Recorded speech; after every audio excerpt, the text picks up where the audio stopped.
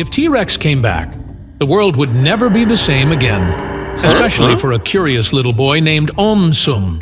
AumSum wasn't like other kids. While most children spent their afternoons playing video games or kicking soccer balls, AumSum had a telescope in his backyard, a notebook filled with wild ideas, and a backpack that always had a flashlight, a granola bar, and a magnifying glass, just in case he stumbled upon a mystery that needed solving. But even AumSum, with his giant imagination and endless energy, wasn't quite ready for what was about to happen. It started on a sunny afternoon, the kind where everything feels just right. Birds chirped, the breeze was gentle, and even the ants seemed to march a little slower. AumSum was in the park, scribbling in his notebook, trying to come up with a theory about how dinosaurs could come back.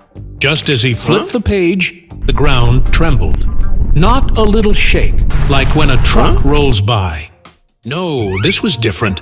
This was deep, powerful.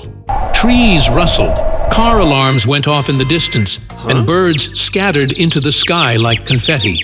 AumSum stood up, notebook clutched tightly, eyes wide open.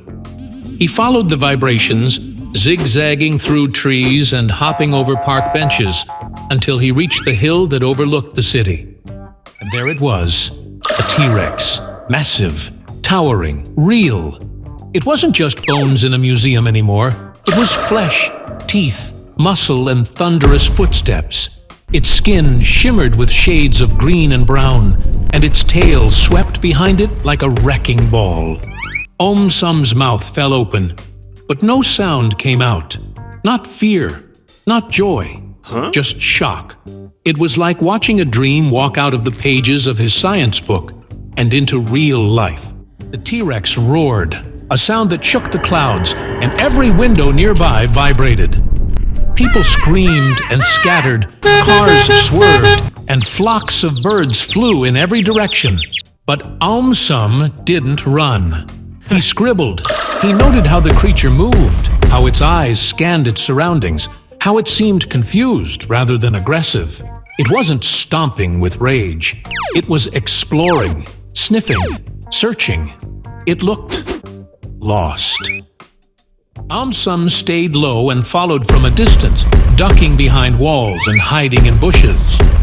He noticed the dinosaur stopped in front of a supermarket. Through the glass windows, the T-Rex saw rows and rows of colorful packages, flashing lights, and a spinning rack of balloons. The dinosaur tilted its head, puzzled. Then, with one gentle nudge of its snout, it shattered the glass. People inside had already run away, so the T-Rex was left with aisles of snacks and canned goods. It sniffed a watermelon, poked at a soda can, and then accidentally bit into a stack of cereal boxes. The crunch must have confused it, because it immediately spat everything out. AumSum kept writing, even as helicopters started circling above.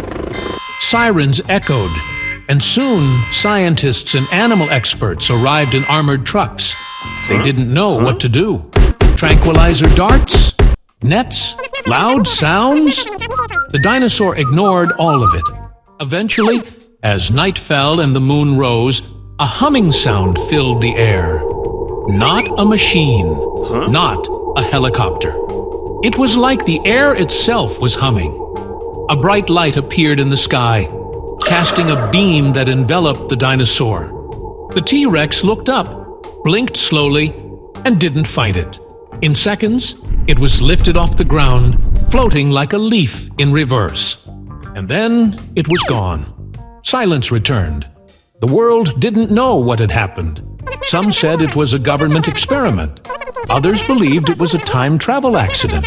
A few whispered about aliens. But AumSum knew what he saw. From that day on, AumSum didn't just imagine the impossible. He expected it.